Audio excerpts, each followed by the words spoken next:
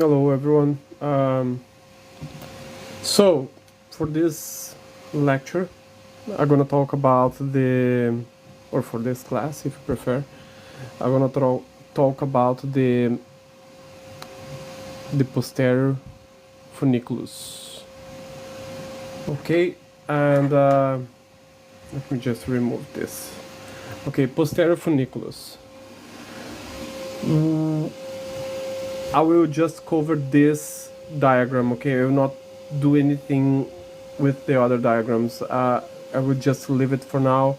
And tomorrow, having more time, I'm gonna work on these two here, okay? At 10:45 a.m., I will probably do another live talking about the digestive system. I will start a long series of videos talking only about digestive system. So the dorsal, the posterior funiculus, okay, this part right here. Okay, let me just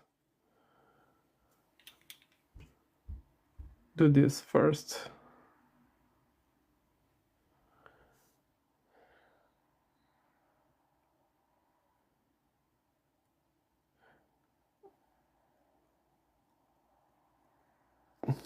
Let me take another pen. The dorsal column, okay, or the dorsal column medial lemniscus pathway is possible for transmitting proprioceptive and fine touch sensations from the body to the brain. And this pathway consists of two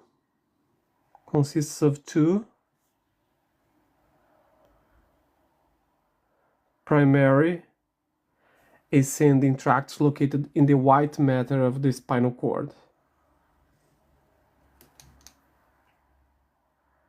Good morning. Just to remind you that this video will be on my YouTube channel.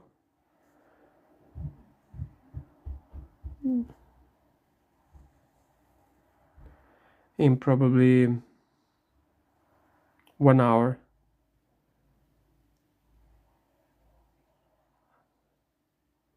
Okay, I just need to finish this part and this one here.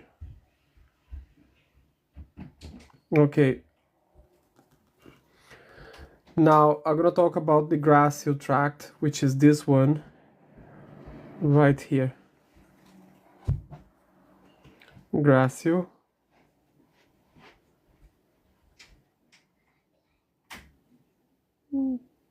tract. Okay.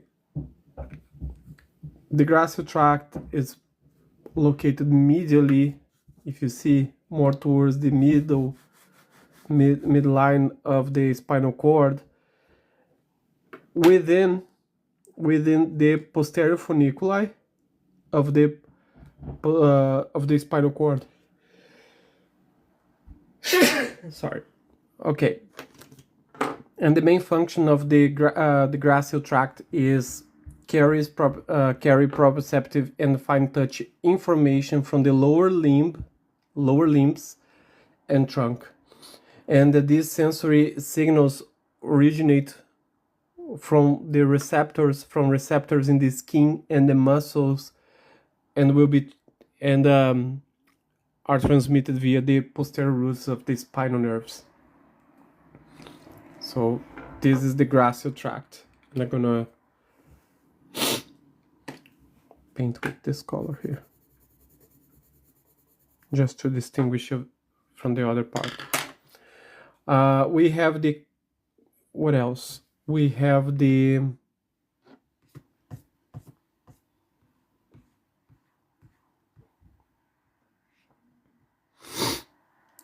cuneate tract, which is this one. Cuneate tract, this one here. This one is located laterally within the posterior funiculi of the spinal cord. So let me just do this, and this one will be the, I'm gonna paint with blue. So we have the cuneate tract more laterally, and the gracial tract more medially.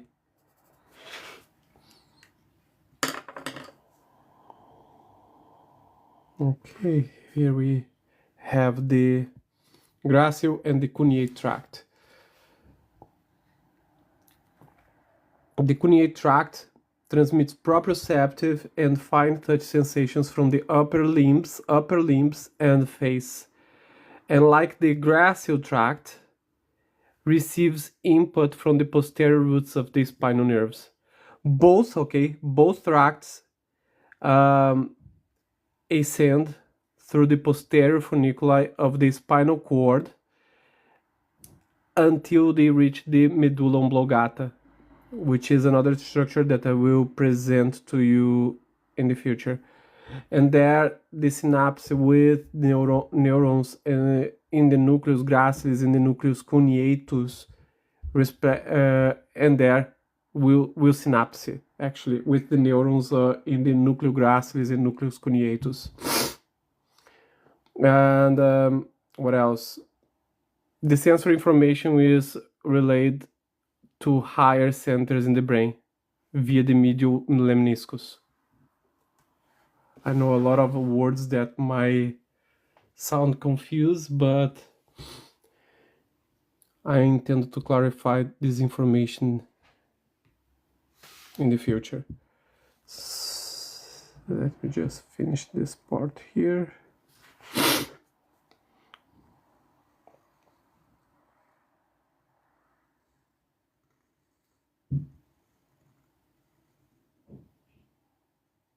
Central canal.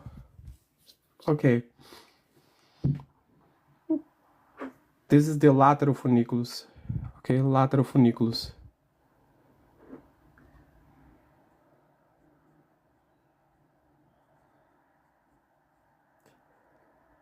Lateral funiculus. I'm not sure if you remember, but the lateral funiculus is not directly involved in the dorsal column medial lemniscus pathway. It will be basically the lateral funiculus, the lateral funiculus contains other important ascending and descending tracts, and we can include here the spinothalamic tract for pain and temperature, hubrospinal tract for motor control. And yeah, it's important to understand the pathways, okay, because understanding the pathways, you are going to understand better the specific injuries and disease. This is the reason why I'm just repeating a lot these structures here. Now, talking about the anterior funiculi, which is this one, the anterior funiculus. You probably remember that it is involved in motor function, but I will just remind you again. It's involved with motor function, and the anterior funiculus contains descending motor pathways like the corticospinal tract. And it's not directly related to the dorsal column medial lemniscus pathway, but its proximity to the posterior funiculus means that damage to the spinal cord can affect both sensory and motor function simultaneously. So this is the reason why it's so important to learn the anterior, the lateral, and the posterior funiculus. Understand the tracts as well, and the different pathways. And especially if you are involved with physiotherapy, chiropractic, or osteopathy, even if you are a massage therapist, or if you are an acupuncturist like myself, it will always be important to learn these things here. It will give you a better view of the function of the body. Okay, so this is what I wanted to share, and I'm gonna finish this live, and later I will return with another topic related with anatomy, but I'm gonna talk about the digestive system. I will start to expand now, and let's see what will happen. Thank you for hanging out here with me. I hope to see you in the next video, during the next live that will be at 10:45 a.m. UK time. So see you soon. Take care. Cheers.